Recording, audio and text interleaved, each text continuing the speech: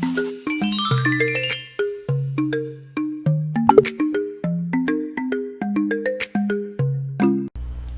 guys!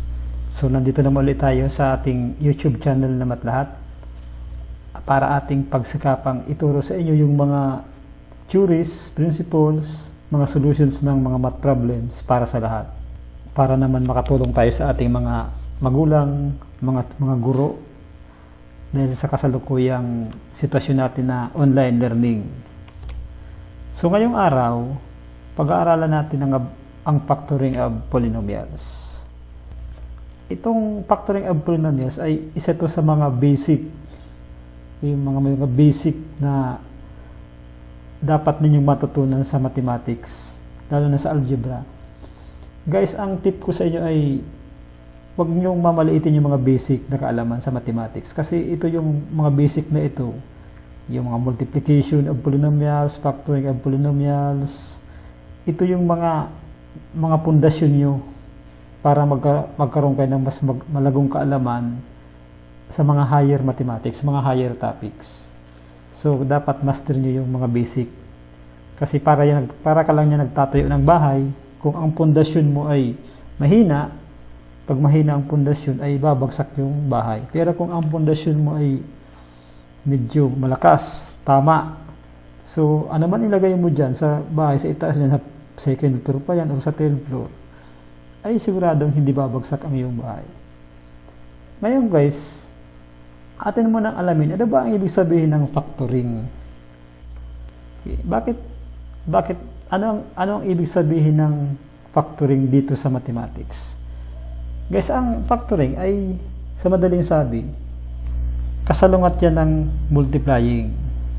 Ang factoring at saka multiplication ay magkasalungat yan sa mathematics. Bakit? Halimbawa sa numbers, pag nag-multiply ka ng, sabihin natin 3 times 5, so di ba ang answer niyan ay 15? So itong factoring naman, baliktad lang, magkasalungat. So dito, ang ipapactor natin, ang given ay 15. Okay? Ipapactor natin siya as 3 times 5. So ganun, magkabaliktad lang yan guys. Kaya kung marunong ka dito sa multiplication of polynomials, so dapat marunong ka rin dito sa factoring of polynomials. So ganun yan. Kasi halimbawa, yung mga sample natin sa multiplication, halimbawa yung x plus 2, di ba? Meron tayong ganyan, multiplied by x minus 5. So, ang sagot natin dyan ay yung distributive law, diba? X times x, x squared, x times 5, x times negative 5 is negative 5x, then dito naman sa baba, 2 times x, plus 2x, then dito naman uli sa kabila, the last is positive 2, times negative 5 is negative 10. So, ang answer dito ay x squared negative 5x plus 2x is equal to negative 3x, diba? Kasi, mas malaki yung negative kaysa sa positive. So, this is like terms, 5x and 2x, pwede natin i-combine. Kaya lang mas malaki yung negative kaysa positive. So, ang ginagawa natin dyan, sinusubtract natin, tapos kinakopy natin yung sign ng larger number. So, minus 10. So, itong answer na ito, guys, kung ipapactor naman natin yan, so, siya naman nandito, di ba? X squared minus 3x minus 10. So, kung ipapactor natin ito, dapat ang sagot mo dyan ay itong x plus 2 times x minus 5. So, ganun yan guys. Ganyan ang ibig sabihin ng factoring. Kabaliktaran siya ng multiplication of polynomials or multiplying. Ganun yun. So, kaya ang susunod natin mga topic ay yun namang iba't ibang solution. Katulad ng multiplication of polynomials, ang factoring of polynomials ay meron din siyang sinusunod na mga rule. Yan ang isa-isahin natin dito sa mga susunod na topic. At ngayong araw, sa topic na ito, sa video ito, ay ipakikita ko sa inyo yung isang rule. Isa sa mga rule ng factoring of polynomials ay yung tinatawag natin na common factor. Pag sinabi natin common factor, ito yung factor na makikita mo sa kada terms. Okay, ipapaliwanag ko sa inyo yan sa pamamagitan ng isang example. Halimbawa, meron tayong polynomial na 6x cubed y plus 9x squared y squared minus 3xy. So, ang gagawin niyo dito ay hanap kayo ng common factor sa bawat term. Dito, dito, at dito. So, ang unang ginagawa dyan guys ay yun munang numerical coefficient ang hanapan mo ng common factor. Halimbawa, 6, 9, and negative 3. So, ang common factor dyan, kung makikita nyo, ay yung number na 3. Diba? Kasi, yung 6 ay pwedeng i-divide ng 3. Yung 9 ay pwedeng i-divide ng 3. At siyempre, yung 3 ay pwede mong i-divide ng 3. So, susunod, ang hanapin mo naman na common factor ay yung x naman tayo. So, makikita nyo dyan, meron siyang x cubed, x squared, and x, diba? So, ang common dito sa tatlong ito ay yung x kasi lahat sila may isang x. Ito, tatlo, meron. Ito, dalawa. Ito, isa. So, ang common sa kanila ay isa lang.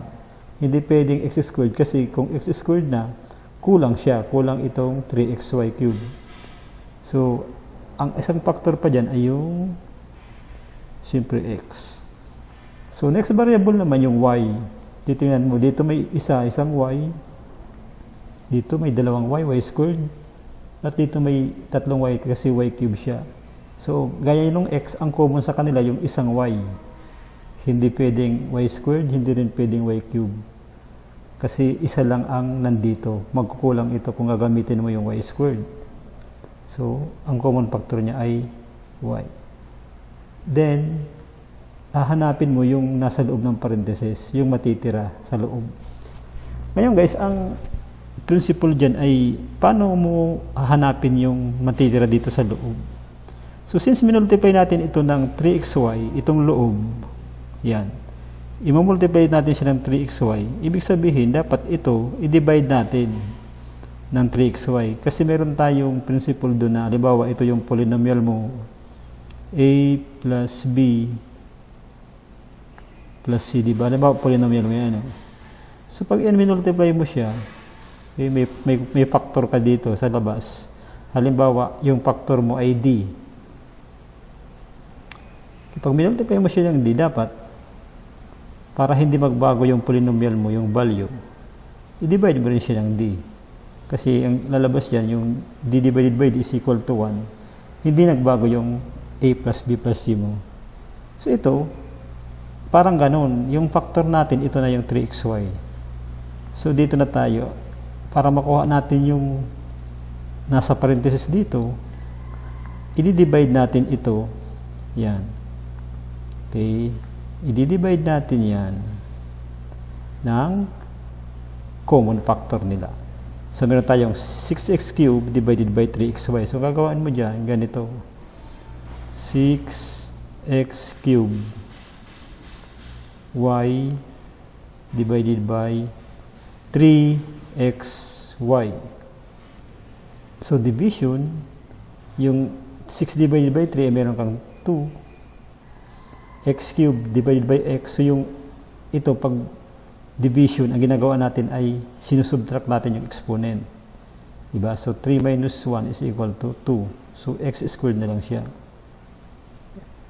So, huwag niyong kalilimutan yung mga principle na yung mga unang tinuro ko sa inyo. Ito namang y divided by y, so may 1 yan, di ba? May 1 yan dyan, may 1 yan dito. So 1 minus 1 is equal to 0. Or cancel mo lang yung y. So ito, mayroon siya ditong 2x squared. Okay. So ito naman, sunod 9x squared. So 9x squared y squared divided by 3xy. So 9 divided by 3 is 3. So meron ditong square divided by x, so 2 minus 1, so matitiran ka na lang ng isang x. Ganito dito, matitiran ka rin ng isang y, kasi y squared divided by y is equal to y. So meron ka ditong plus 3xy. So ganun ginagawa, paulit-ulit lang hanggang matapos. And lastly, meron kang negative 3xy cube divided by 3xy. So meron ka ditong 3 divided by 3 is negative 1. So x divided by x is 1, so wala na siya. Y cube divided by y is equal to y squared, di ba? So meron siyang y squared kasi 3 minus 1 dito. 3 minus 1 yung exponent, minaminus natin pag division. So itong negative 1y squared, ang isusulat mo lang siya as negative y squared kasi understood yan na may 1 yan dyan. So meron kang negative y squared. So yan guys ang answer mo. So ganun lang kadali. So ito, ang factor nito ay itong dalawa. Yan. Yan ang common factor. Isa pang example, halimbawa example number 2. Halimbawa, mayroon kang x raised to 2n plus x raised to 2 plus n. So, ito ay medyo complicated to compare dito sa una. So, ito ay pwede pa rin itong i-factor. Kaya lang, titingnan mo, ano ba ang common factor? Kung makikita nyo, parang hindi madaling tingnan yung common factor kasi komplikado yung exponent. So, ang gagawin mo dito guys ay i-simplify mo muna yung exponent. Yung x raised to 2n, pwede natin siyang gawin na x raised to 2n plus, kung maalaman nyo, yung, di ba yung pag ina-add yung exponent, yung ibig sabihin yan, minumultiply natin yung base. Parang ganito. Halimbawa, meron kang a raised to x, ba? Times a raised to y. So, multiplication yan, a raised to x plus y. So, ganito, kasi mayroon na tayong ganitong form. Kung makikita nyo to, yan. Similar siya dito, di ba?